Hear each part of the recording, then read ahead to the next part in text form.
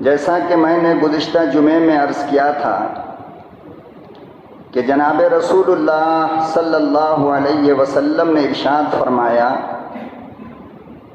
کہ دنیا کی مجھے 3 چیزیں بہت زیادہ محبوب ہیں، میں ان 3 چیزوں کو بہت زیادہ پسند کرتا ہوں۔ نمبر 1 الطیب یعنی کہ خوشبو،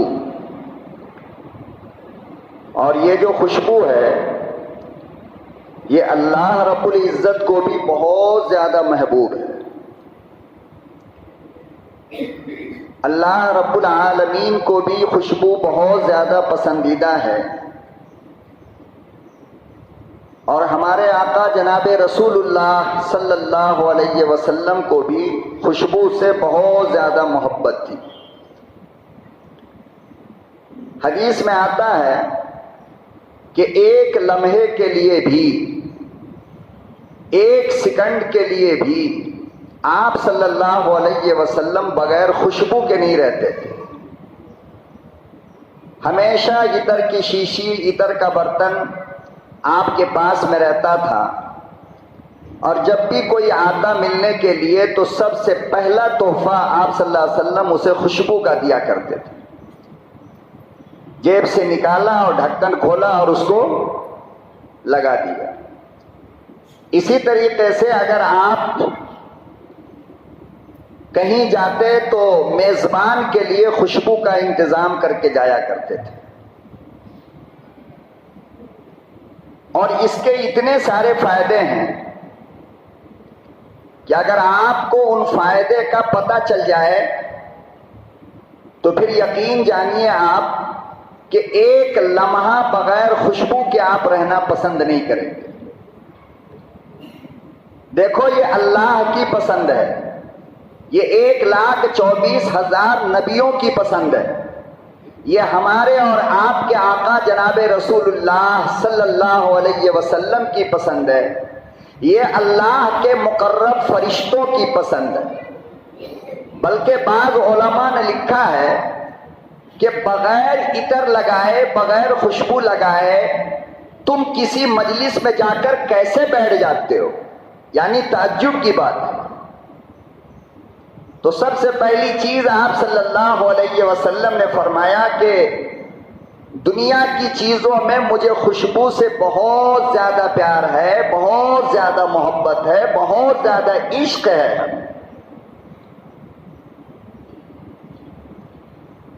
اور یہ جو خوشبو ہوتی ہے نا، یہ فرشتوں کے آمد کا ذریعہ بنتا ہے، یعنی رحمت کے فرشتے، برکت کے فرشتے، خیر کے فرشتے ایسے لوگوں کے بہت زیادہ قریب ہوتے ہیں جو بہت زیادہ خوشبو کا استعمال کرتے ہیں، اور فرشتوں کو خوشی معلوم ہوتی ہے۔ 2 فرشتہ اللہ نے ہمارے دونوں کاندھے پر 24 گھنٹے کے لیے بیٹھا کے رکھا ہے۔ ایک نیکی کا عمل لکھتا ہے، دوسرا گناہ کا عمل لکھتا ہے، اور یہ سلسلہ موت تک چلتا رہے گا، اور فرشتے ہمارا گناہ اور ہماری نیکیاں لکھتے رہے۔ تو اب یہ دونوں کے دونوں فرشتے جو ہمارے پاس میں ہیں، ان کو بھی خوشبو بہت زیادہ پسند ہے، اور بدبو سے فرشتوں کو نفرت، اللہ کے نبی صلی اللہ علیہ وسلم کو نفرت، اللہ رب العالمین کو خود بدبو سے بہت زیادہ نفرت۔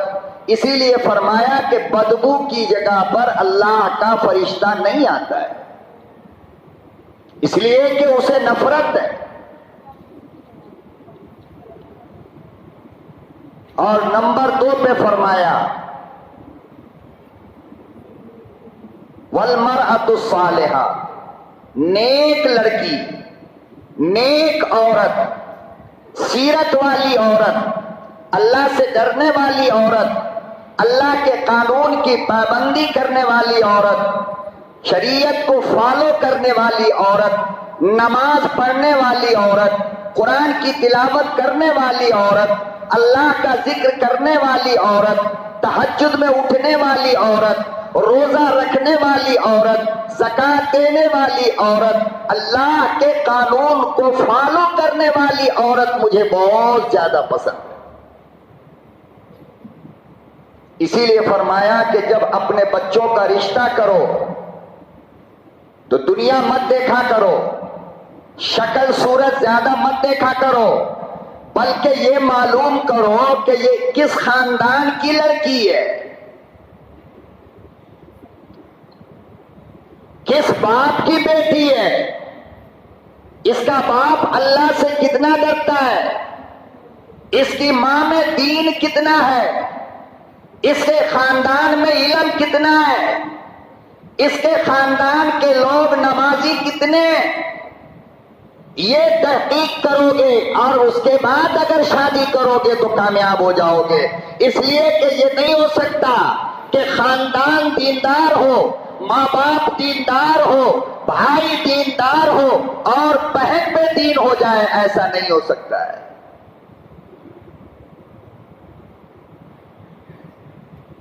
ہم لوگوں کی قسمت پھوٹ گئی، ہم لوگوں کا مقدر برباد ہو گیا کہ ہم لوگ آج اپنے لڑکوں کی شادی میں دین کو تلاش نہیں کرتے بلکہ دولت کو تلاش کرتے ہیں اور صورت کو تلاش کرتے ہیں.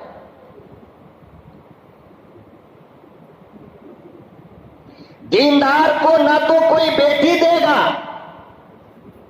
چاہے جتنا بڑا مولانا ہو، جتنا بڑا امام ہو، جتنا بہترین حافظ ہو، جتنا اچھا قاری ہو، لیکن اپنی بیٹی اسے نہیں دیکھا. کیوں؟ اس لیے کہ اس ظالم نے مولوی کے پاس دولت نہیں دیکھا ہے، مال نہیں ہے مولوی کے پاس، بنگلہ بلڈنگ نہیں ہے حافظ جی کے پاس. لیکن اس بد نصیب کو کیا پتا کہ اس کے سینے میں اللہ کا وہ قرآن رکھا ہوا ہے جس کے برابر پوری دنیا نہیں ہو سکتی ہے. اس لیے رشتہ بیٹا کا ہو یا بیٹی کا، پہلے آپ لڑکا لڑکی میں دین تلاش کرو. کروڑوں کا مالک ہے، ہزاروں بنگلے کا مالک ہے، بہت بڑے بلڈر کا بیٹا ہے، خود انجینئر ہے، لیکن ہر دن شراب پیتا ہے، گانجا پیتا ہے، چرس پیتا ہے.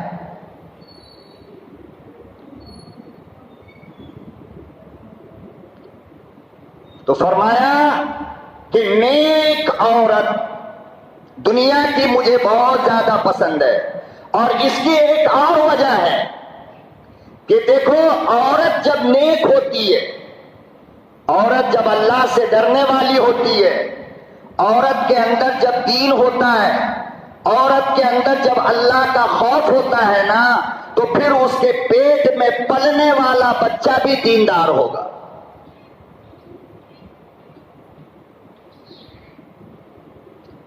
پیٹ میں بچہ ہو، قرآن کی تلاوت کرواؤ، بچہ قرآن پڑھے گا. عورت کے پیٹ میں بچہ ہو، نماز کی پابندی کرواؤ، خدا کی قسم بچہ نمازی ہوگا. اور دنیا میں جتنے بھی یہ بڑے بڑے لوگ آئے نا، جن کا نام آپ سنتے ہو، خواجہ نظام الدین اولیاء، جنید بغدادی، معین الدین چشتی اجمیری، صابر کلیری، شمس الدین التمش، بابا فرید الدین شکر، عبد القادر جیلانی، امام بخاری، امام اعظم ابو حنیفہ، یہ تمام لوگ جو بڑے بنے ہیں وہ ماں کی وجہ کر.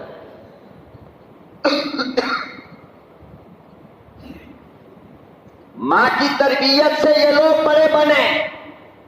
ماں نے معین الدین چشتی اجمیری کو اتنا بڑا اللہ کا ولی بنایا. ماں کی وجہ کر نظام الدین اولیاء ولیوں کے امام بن گئے. ماں کی وجہ کر خواجہ فرید الدین قطب زمانہ بن گئے. ماں کی وجہ کر شمس الدین التمش کی ایک نماز پوری زندگی میں قضا نہ ہوئی. ماں کی وجہ کر امام احمد ابن حنبل اتنا بڑا آدمی بنا. ماں کی وجہ کر امام اعظم ابو حنیفہ اللہ والے بنے. تربیت تو ماں کرے گی نا بھائی. سیدھی سی بات ہے کہ جب تک پودا چھوٹا ہوتا ہے، درخت جب تک چھوٹا ہوتا ہے، آپ اس کو جیسے چاہو موڑنا وہ مڑے گا. مڑے گا یا نہیں مڑے گا؟ لیکن جب وہ درخت بڑا ہو جائے اور اس کے بعد آپ اس کو موڑنا چاہو تو ٹوٹے گا یا مڑے گا؟ تو یہ جو چھوٹا سا پودا ہے نا، جب یہ چھوٹا ہوتا ہے تو اپنی ماں کے پاس ہوتا ہے. اب بتاؤ اس پودے کو صحیح کون کرے گا؟ باپ کرے گا یا ماں کرے گی؟ کیونکہ بچہ ہر وقت ماں کے پاس رہتا ہے نا. باپ بیچارہ دکاندار، باپ بیچارہ کاروباری، دن بھر گائے، رات کو تھکا آیا سو گیا. وہ چھوٹا سا پودا جو بچے کی شکل میں ہے وہ کہاں پہ رہتا ہے؟ ماں کے پاس رہتا ہے. اب ماں کا کام ہے اس کو صحیح کرنا، ماں کا کام ہے اس کو سجانا، ماں کا کام ہے اس میں دینداری کی عادت ڈالنا، ماں کا کام ہے اسے اللہ اللہ سکھانا، ماں کا کام ہے اس کو چوری سے بچانا، ماں کا کام ہے اس کو سجدہ کر کے دکھانا تاکہ وہ نقل کرے. اور یہ تو ہم میں کا ہر آدمی جانتا ہے کہ جب گھر میں کوئی چھوٹا بچہ ہوتا ہے، ماں جب مصلے پہ کھڑی ہوتی ہے نا، خدا کی قسم بچہ بھی کھڑا ہوتا ہے، کچھ بھی نہیں آتا، اور ماں جیسے جیسے کرے گی بچہ ویسے ویسے کرتا ہے. یہاں سے اس کو نماز کی ٹریننگ مل گئی. اگر کوئی ماں ایسا نہ کرے تو بچہ نمازی کب بنے گا؟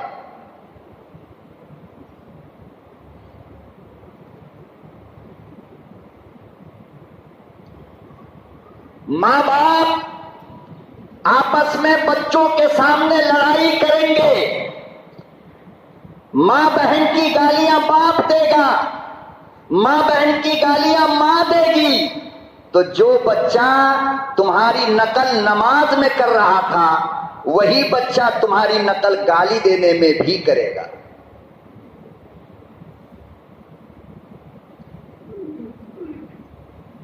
ماں کھڑی ہو کر گلاس میں پانی لے کر پی رہی ہے، بچہ دیکھ رہا ہے، کیا وہ بیٹھ کر پیے گا؟ اور اگر اسے کوئی سمجھائے تو کیا کہے گا؟ جا بے، میری ماں کو دیکھا میں نے کھڑی ہو کر کے پی رہی تھی. دیکھو کتنا فرق ہے. ماں اگر نیک ہو تو بچے کھڑا بھی ہو کر کے اگر پی رہا ہو تو ماں اس کو سمجھائے کہ بیٹا کھڑا ہو کر پینے سے اللہ ناراض ہو جائے گا. بچے اللہ کے نام سے بہت ڈرتے ہیں.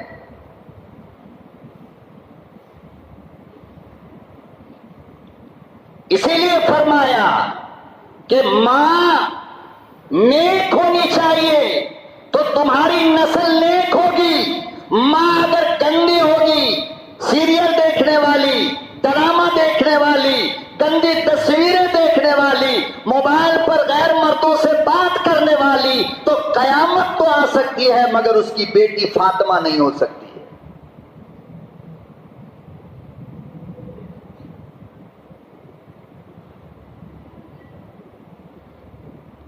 ہمارے گھروں میں الحمدللہ ہمارے گھروں میں آج بھی یہ پابندی ہے کہ خود میری بیوی گھر کے اندر بغیر سر کو ڈھانکے ہوئے میرے پاس نہیں آ سکتی، میرے سامنے نہیں آ سکتی. میں نے اسے سمجھا رکھا ہے کہ تیرا سر ڈھکا ہوگا تو بیٹی کو عادت پڑے گی نا سر ڈھانکنے کی.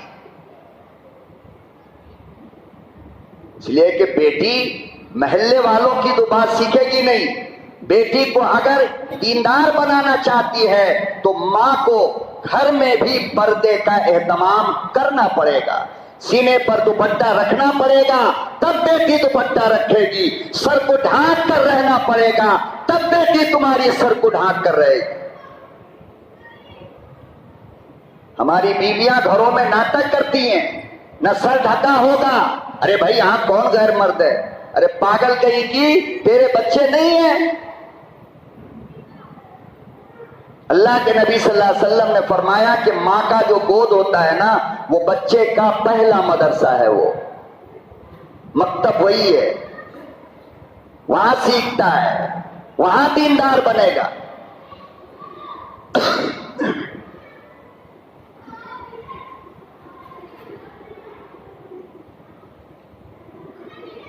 ماں سب سے بڑا دخل ہے انسان کو کامیاب بنانے میں، یاد رکھنا. بچہ اسکول گیا، اسکول سے آیا، ٹیوشن گیا، ٹیوشن سے آیا، ماں نے ایک مرتبہ نہیں پوچھا بچے سے کہ بیٹا ہندو کے اسکول میں نے تمہیں رکھا ہے، کرسچن کے اسکول میں نے تمہیں رکھا ہے، بتا پہلے ٹائم میں کیا پڑھایا گیا تم کو؟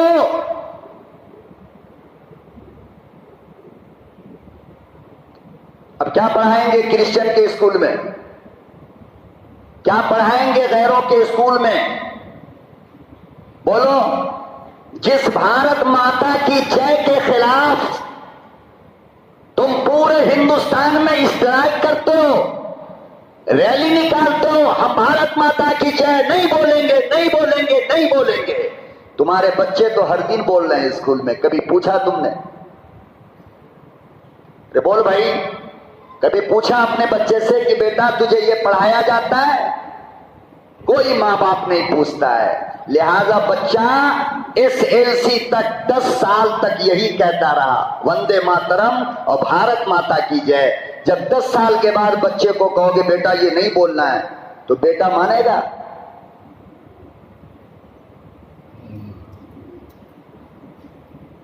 اپنے بچوں کو سکھاؤ کہ تمہاری مجبوری ہے، جب وہ یہ کہے کہ یہ بول، تم اس کی جگہ کہنا اللہ اکبر، اللہ اکبر، اللہ اکبر، زور سے نہیں، اپنے دل میں کہہ لو، لیکن بیٹا یہ نہیں بولنا، یہ جملہ نہیں بولنا۔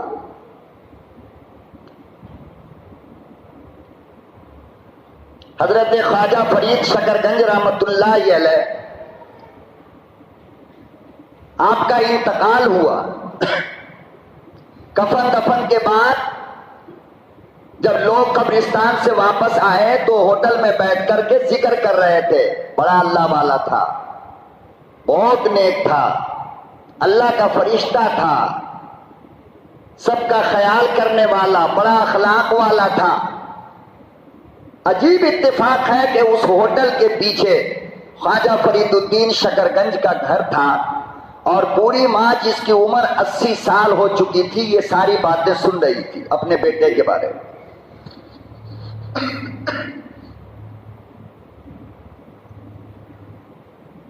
حضرت خواجہ فرید الدین شکرگنج کی اماں آ گئی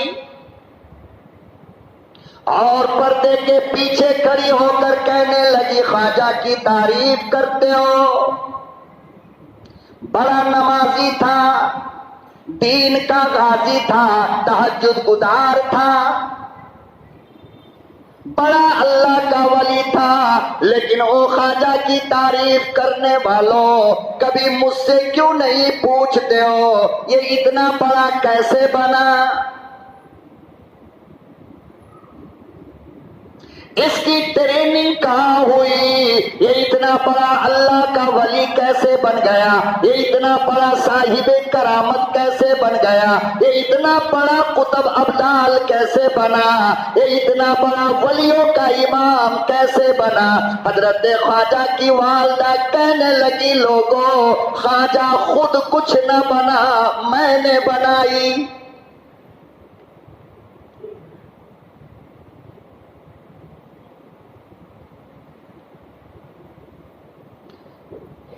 آج تمہارا بچہ روتا ہے، تم موبائل تھما دیتے ہو، تمام گندی چیزیں دیکھتا رہتا ہے، تمہارے بچے آج گالیاں دیتے ہیں، تم ان کی تعریف کیا کرتے ہو، تمہاری بیویاں گانا تو سنتی ہے بچوں کو گود میں لے کر، لیکن اللہ کی قسم کبھی اللہ کا قرآن پڑھ کر نہ سنایا۔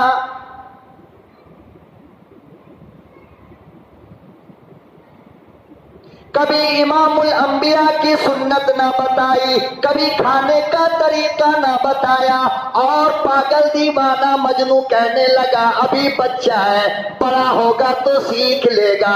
خدا کی قسم ہے جو کچھ سکھانا ہے گھر میں سکھاؤ، جب تک دودھ پیتا ہے اچھی طرح تربیت کرو، بڑا ہو جائے گا تو یہ اللہ کی نہیں سنتا ہے، تیری کیا سنے گا؟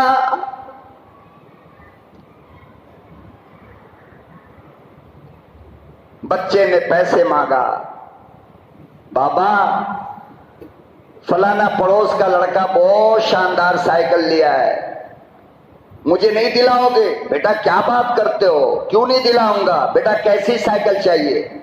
ابو ایسی سائیکل چاہیے، ایک شرط ہے بیٹا میری۔ کیا؟ سورہ یاسین یاد کر کے سنا دے، جس دن تو سنا دے گا اس دن تیری سائیکل پکی ہے۔ بتاؤ سنائے گا یا نہیں؟ ارے سنائے گا یا نہیں؟ اور یاد رکھو، اگر سائیکل کی لالچ میں اس بچے نے سورہ یاسین کو یاد کر لیا تو کائنات کی تمام باتوں کو بھول سکتا ہے، لیکن موت تک سورہ یاسین کو نہیں بھول سکتا۔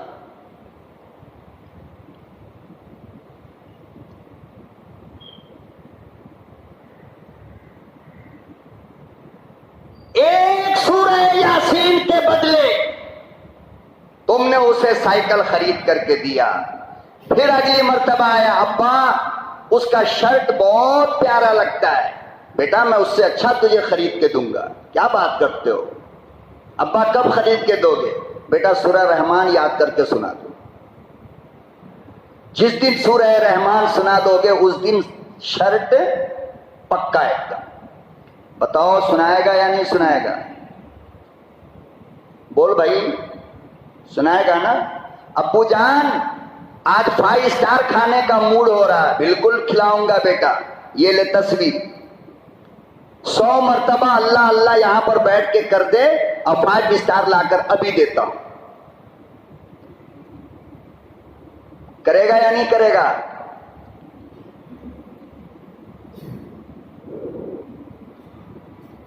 سونے کے ٹائم بچوں کو سونے کی دعا سکھاؤ، اٹھنے کے وقت بچوں کو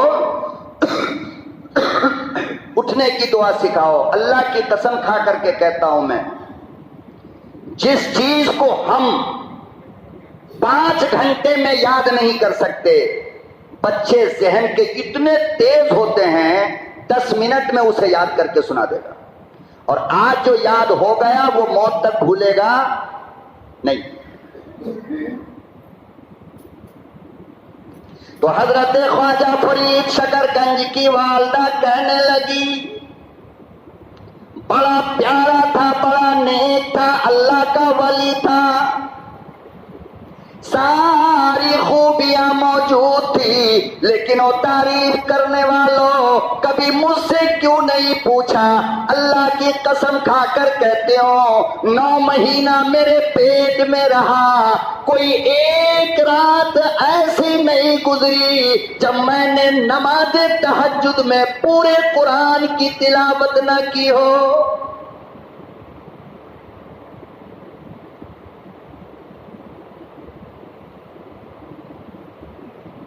فرمایا رب کعبہ کی قسم کھا کر کہتے ہو، جب سے یہ میرا فرید میرے پیٹ میں شروع ہوا 9 مہینے میں ایک وقت کی نماز قضا نہ ہوئی۔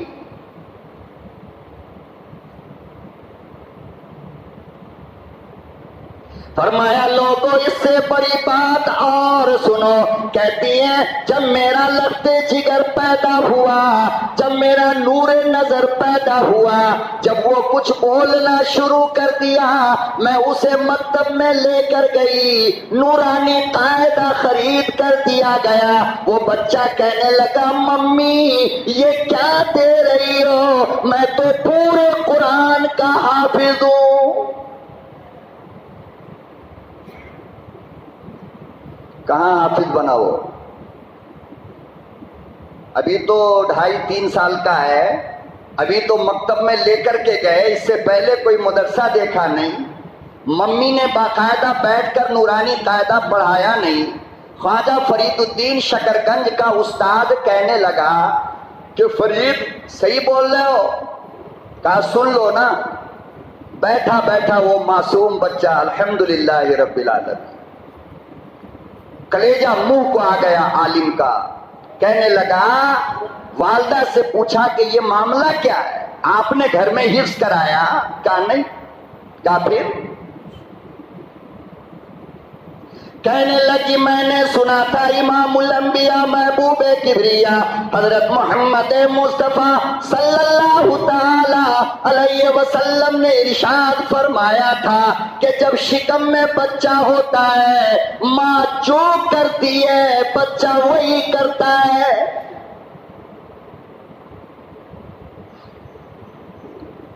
اماں حلال کھاتی ہے بچہ حلال کھائے گا.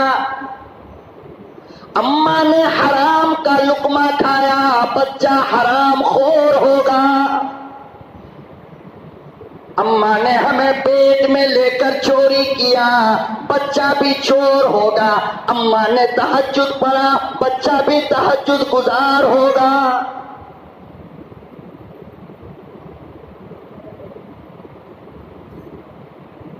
فرمانے لگی خواجہ کی تعریف کرنے والوں جب یہ دنیا میں آیا 2 سال میں نے مکمل دودھ پلائی لیکن اللہ کی قسم ہے ٹھنڈک کا موسم ہو یا گرمی کا موسم ہو رات کا وقت ہو یا صبح کا وقت ہو کبھی بھی کسی حال میں بھی بے وضو میں نے دودھ نہ پلائی.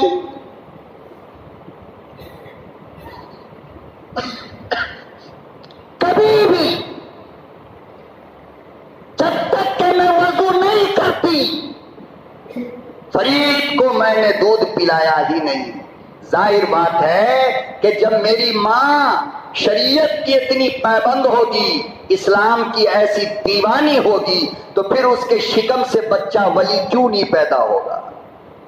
اسی لیے نبی نے فرمایا نیک عورت مجھے دنیا میں بہت اچھی لگتی ہے بہت زیادہ پسند ہے. ہمیں کون اچھی لگتی ہے جو جتنی ننگی ہو جو جتنی ننگی ہو ہمیں الحمدللہ وہ سب سے اچھی لگتی ہے. اور نبی نے کیا کہا جو جتنی دیندار ہو ہمیں اتنی اچھی لگتی ہے. آج ایک آدمی بروکر سے اپنے بیٹے کے رشتے کی بات کرتا ہے بھائی کوئی اچھی سی بچی ہو تو ذرا بتاؤ بچے کا رشتہ کرنا ہے. ہاں بالکل. اب اس نے لا کر کے ایک فوٹو دیا یہ بچی پسند ہے کیا. وہ بچی پورا نقاب پہنے ہوئی ہے پورا بدن ڈھکا ہے خالی تھوڑا سا چہرہ کھلا ہے. یہ ظالم حاجی صاحب کیا کہتا ہے معلوم ہے ارے بھائی اس میں تو کچھ نظر ہی نہیں آ رہا ہے. کیا کہہ رہا ہے نمک حرام اس میں کچھ نظر نہیں آ رہا ہے. دوسرا فوٹو نکال کر کے لایا بال اوپن میک اپ پورا 14 ڈیزائن کا بال پھول الگ سے لگے ہوئے جسم پہ برقع نہیں سینے پہ دوپٹہ نہیں. اب یہ حاجی صاحب دیکھتا ہے اس کو غور سے آنکھ کو ایسے پھاڑ پھاڑ کر کے دیکھتا ہے. ہاں یہ بچی چلے گی تیری موت نہیں آ رہی ہے. میرے نبی نے کہا تھا وہ برقعے والی مجھے پسند ہے اور تو کیا کہہ رہا ہے یہ ننگی والی مجھے ذرا اچھی لگ رہی ہے. اس کے بال بھی اچھے ہیں اور ذرا چہرہ بھی اچھا ہے ہونٹ بھی ایسا ہے دانت بھی ایسا ہے فلانا ڈھکانا. او حاجی صاحب قبر میں پاؤں لٹکائے ہو تیرا کفن بازار میں آ چکا. آج کل میں تیری قبر کھودنے والی ہے تو آج بھی شیطانیت سے توبہ نہیں کر رہا ہے.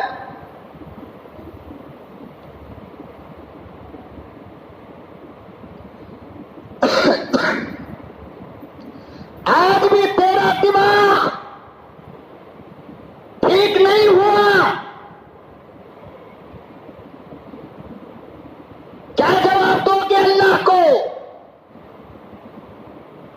اولاً تو تجھے دیکھنا حرام تھا تو نے دیکھا کیوں.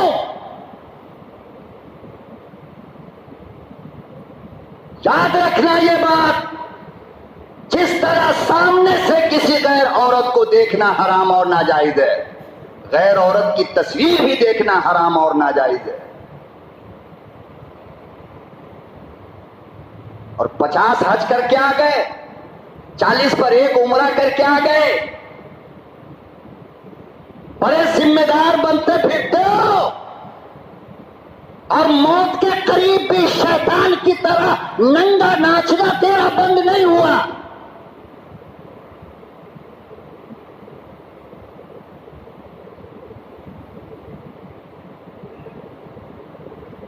بعد فوٹو میں پسند آ گیا تو ابھی کام نہیں چلا، ذرا ٹھیک سے تو دیکھیں ہے کون.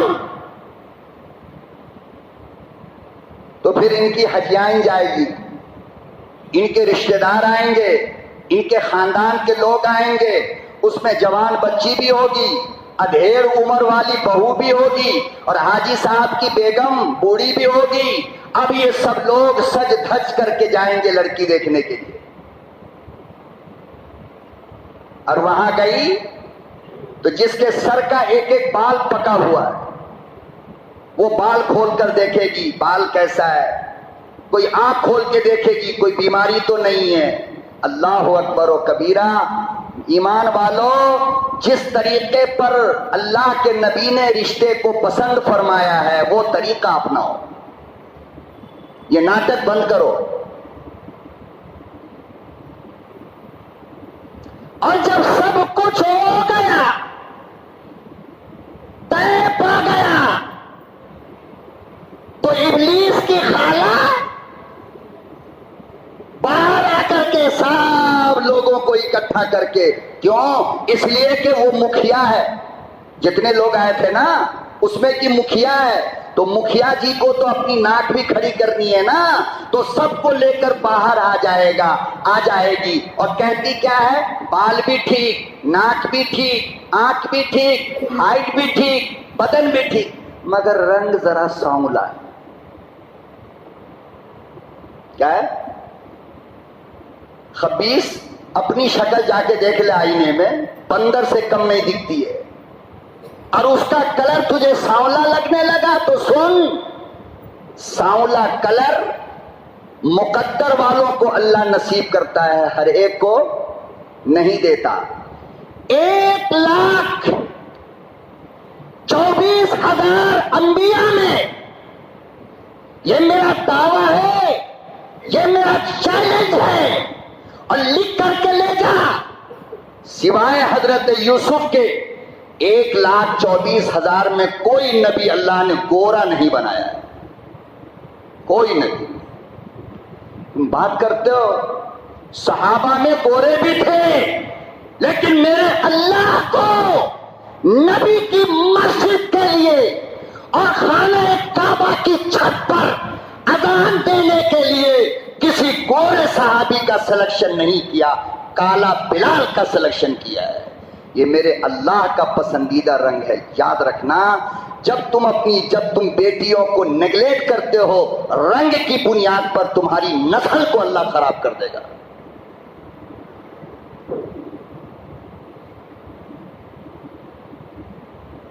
بیت اللہ جب فتح ہوا تو خانہ کعبہ کی چھت پہ چڑھ کر کے اذان دینے کا مسئلہ آیا.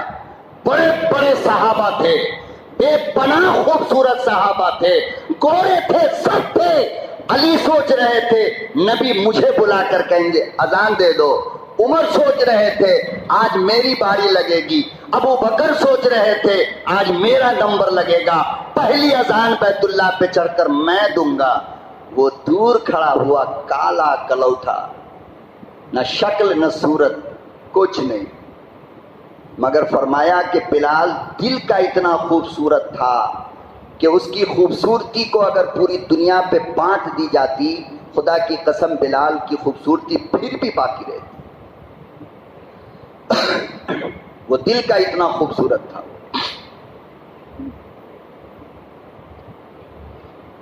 علی کھڑے، عمر کھڑے، ابو بکر کھڑے، ابو ذر غفاری کھڑے، ابو ہریرہ، عبداللہ ابن مسعود، بڑے بڑے جلیل القدر صحابہ کھڑے ہیں. اذان کی باری آئی، امام الانبیاء نے بلال کو بلایا، فرمایا بلال ادھر آؤ.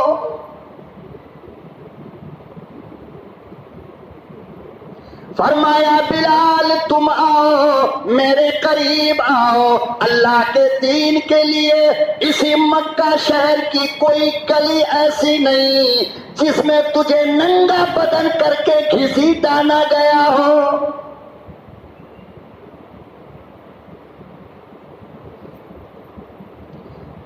فرمایا یہی مکہ کی گلی ہے، یہی مکے کا میدان ہے، جہاں تپتے ہوئے بالوں پر تجھے لٹا کر پتھر سینے پہ رکھ کے کہا جاتا تھا بول۔ کیا بولوں؟ جو بولتا ہے وہ پھر بولے گا۔ ابو بکر کہتے ہیں اللہ کی قسم میں نے اپنی آنکھ سے دیکھا کہ نیچے بلال کے آگ لپٹا ہوا ہے اور اوپر پتھر چٹان رکھا ہوا ہے اور اس کے سینے پر امیہ ابن خلف بیٹھا ہوا۔ ابو بکر کہتے ہیں رب ذوالجلال کی قسم میری آنکھ نے دیکھا کہ بلال کی زبان ایک ہاتھ باہر نکلی ہوئی تھی، ایک ہاتھ۔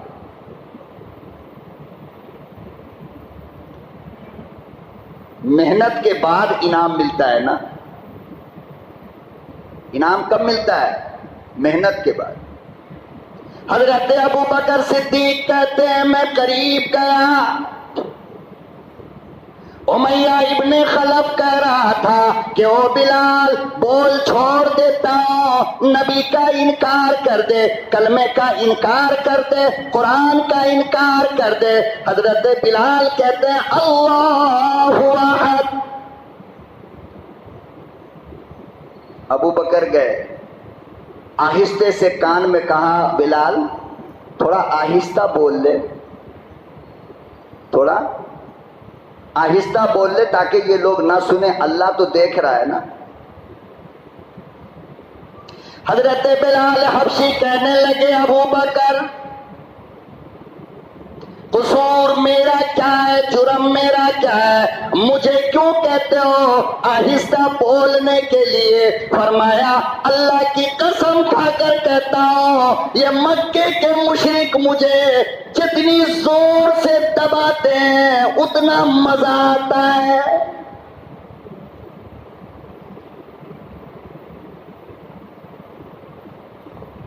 ان کی نظر یہ دیکھتی ہے کہ انہوں نے میرے چمڑے ادھیڑے، لیکن میں دیکھتا ہوں فرشتہ مجھے جنت کا لباس پہنا رہا ہے۔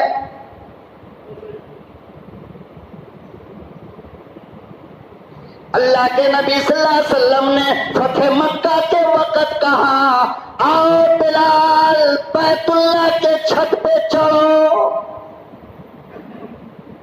مکہ حیران ہے، مشرکین حیران ہیں، ارے یہ وہی بلال ہے نا جس کو مکہ کی گلیوں میں گلی میں رسی ڈال کر کے گھسیٹا۔ آج مکہ فتح ہوا ہے تو خانہ کعبہ کی چھت پر محمد صلی اللہ علیہ وسلم بلال کو چڑھا کر فرمایا اذان دے۔ ایک دم کالا، ایک دم، حبشہ کے تھے رہنے والے، بال بالکل ایسے اسپرنگ کے جیسا گھنگرو والا تھا حضرت بلال کا، مڑا مڑا تھا ادھر، پورے سر کا بال۔ اور تیرے بیٹے کے لیے تجھے بیٹی چاہیے گوری چمڑی والی، تو تیری مکھیائن کہتی ہے سب کچھ ٹھیک ہے مگر سانولی ہے۔ گویا کہ ظالم تو یہ کہنا چاہ رہی ہے اللہ آپ کو اسے گورا بنانا تھا، آپ نے سانولا بنا کر غلط کیا ہے۔ مطلب یہی ہوا نا؟ ارے بول بھائی۔ تو پھر اس کا جواب تو قیامت میں دینا ہے نا آپ کو، آپ کی بیٹی کو، آپ کی بیوی کو۔ ہاں سب ٹھیک ہے، ذرا ناک تھوڑی چھوٹی ہے، اس کا مطلب اللہ نے غلط کیا۔ ارے عیب لگانے کا مطلب کیا ہوتا ہے؟ اللہ نے اس کی ناک بنائی یا اس نے خود بنائی؟ اور جب تجھے اس کی ناک پسند نہیں ہے تو مطلب کیا ہوا؟ اللہ کے بنانے میں عیب ہے۔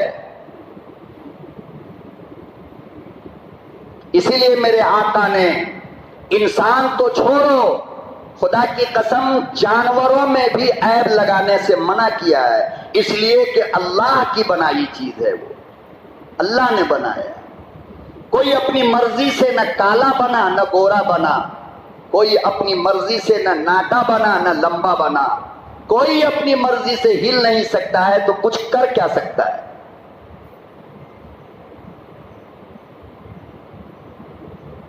تو امام الانبیاء محبوب کبریا حضرت محمد مصطفیٰ صلی اللہ علیہ وسلم نے ارشاد فرمایا کہ مجھے دنیا کی نیک عورتیں بہت پسند ہے.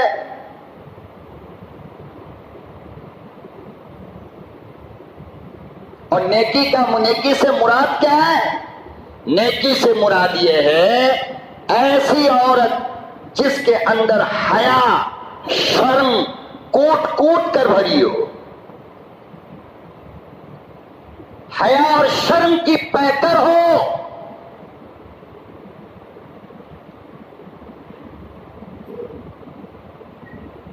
حیا اور شرم ہوگی تو اپنے باپ کے سامنے بھی وہ ننگے سر نہیں آ سکتی ہے.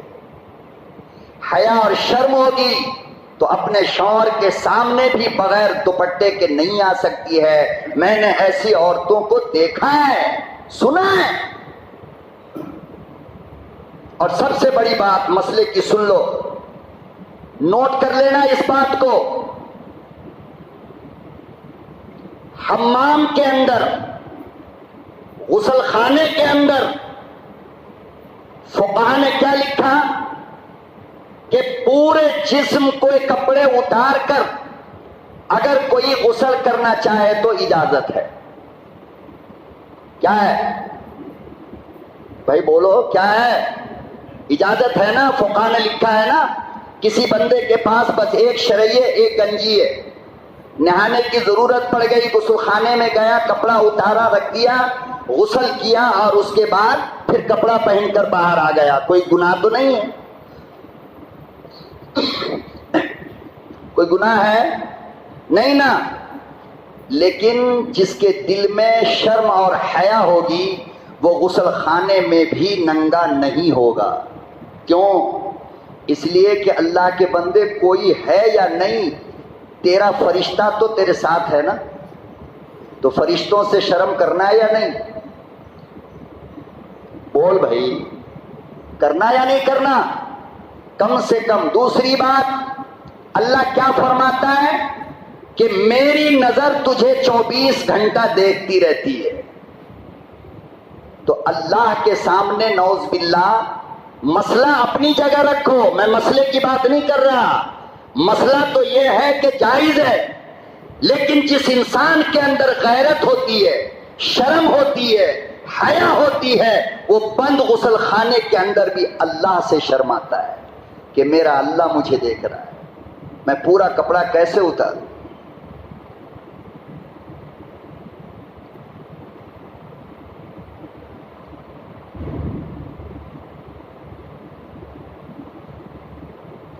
منع کیا کہ تقوی اور ولایت کے خلاف ہے. یہ اجازت اور چیز ہے، شریعت اور چیز ہے، حیا اور شرم اور چیز ہے. اور جس عورت کے اندر، یاد رکھنا یہ بات نوٹ کرنا، جس عورت کے اندر خدا کی قسم جتنی زیادہ شرم ہوگی، جتنی زیادہ حیا ہوگی، وہ اتنی ہی خوبصورت ہوتی ہے. اس لیے کہ عورت کا چہرہ حسن پیدا نہیں کرتا. یاد رکھنا یہ بات. ایک دم گورا چہرہ ہے، بہت خوبصورت ہے، لیکن شوہر جب تھک تھکا کر شام میں گھر آیا تو دیکھا کہ میڈم تو خراٹے کی نیند سو رہی ہے. بتاؤ شوہر کو غصہ نہیں آئے گا؟ بول بھائی. غصہ آیا. ارے کیوں غصہ آ رہے ہو بھائی؟ گوری ہے، بہت خوبصورت ہے. ارے اس کی ایسی کی تیسی خوبصورتی کی، اتنی بدتمیز ہے، میری فکر نہیں، آرام سے سو رہی ہے. دیکھا اب کیا ضرورت پڑ گئی؟ سیرت کی ضرورت پڑی کہ اندر کی اگر یہ پکی ہوتی تو صحابہ کی بیویوں کی طرح کھانا لے کر بیٹھ جاتی. جب تک میرا محبوب نہیں آئے گا میں نہیں کھا سکتی، چاہے پورا گھر کھا لو. اب تم کو پیار زیادہ آئے گا یا گوری چہرے پہ پیار زیادہ آیا؟ بولو. شوہر غسل خانے میں گیا، یہ لاٹ صاحب کی بیٹی بیٹھ کر موبائل دیکھ رہی ہے. شوہر غسل خانے سے نکلا، جلدی جانا تھا اس کو آفس. بتاؤ غصہ نہیں آتا ہے؟ تجھے پتا نہیں کہ غسل کر رہا ہوں، جلدی مجھے کپڑا چاہیے؟ یہ دیکھ کر کے شادی کرنے کا نتیجہ۔ ایک لڑکی وہ ہے، شوہر اندر گیا، یہ الماری سے کپڑے نکال کر لا کر کے کھڑی ہے، جیسے ہی نکلے گا میں کپڑے دے دوں گا۔ بتاؤ پیار اب زیادہ آئے گا یا پہلے زیادہ آیا؟ بولتے کیوں نہیں بھائی؟ تجربہ نہیں ہے؟ کب پیار آئے گا؟ اسی لیے میرے نبی نے کہا کہ فرمایا والمرأۃ الصالحہ، کہ دنیا کی نیک عورت، نیک لڑکی مجھے بہت زیادہ پسند ہے، بہت زیادہ۔ چاٹ کی دکان پہ جاؤ، بارہ مسالے کی دکان پہ جاؤ، ننگے بدن، ننگے جسم، ننگے سر، کھڑی ہو کر کے مردوں کے برابر میں ایک عورت کھا رہی ہے، لڑکیاں کھا رہی ہے، کھڑی کھڑی جانور کی طرح، اور نظر جو یوں گھما کر کے دیکھا تو دور ایک برقعے کے اندر چہرہ ڈھانکے ہوئی، ایسے قریب لے کر اسپون سے کھاتی تو ہے مگر نقاب کو اٹھا کر ایسے کھاتی ہے۔ بتاؤ اس وقت تمہیں کون اچھی لگتی ہے؟ وہ بندر کے خاندان والی جو کھڑی ہو کر جانور کی طرح کھا رہی ہے وہ، یا یہ؟ والمرأۃ الصالحہ، دنیا کی عورتوں میں مجھے نیک عورتیں بہت زیادہ پسند ہیں۔ تو حضرت خواجہ فرید الدین شکرگنج رحمت اللہ علیہ کی والدہ کہنے لگی کہ خواجہ اتنا بڑا اللہ والا یوں ہی نہیں بنا، بلکہ وہ میرے پیٹ کی تاثیر ہے کہ میں نے ایک لقمہ بھی حرام کا نہیں کھایا، 9 مہینے میں کبھی ہم نے تہجد نہیں چھوڑی، 9 مہینے میں ہم نے کبھی ایک نماز قضا نہ کی، 9 مہینے کی کوئی رات ایسی نہیں جس رات میں ایک ختم قرآن نہ کیا۔ ظاہر بات ہے کہ جس کی ماں اتنی نیک ہو تو اس کے پیٹ سے کوئی اللہ والا کیوں نہیں پیدا ہوگا؟ میرے محترم بزرگوں اور دوستوں، یہ پسند ہے جناب رسول اللہ صلی اللہ علیہ وسلم کی۔ تو 2 کا میں نے ذکر کر دیا۔ نمبر 1، اللہ کے نبی کو خوشبو بہت زیادہ پسند تھی۔ نمبر 2، نیک عورتیں بہت زیادہ پسند تھی۔ اور سب سے بڑی پسند جو نمبر 3 کا ہے، انشاءاللہ آئندہ جمعہ کو اللہ ہمیں عمل کی توفیق عطا فرمائے۔ وآخر دعوانا ان الحمدللہ رب العالمین۔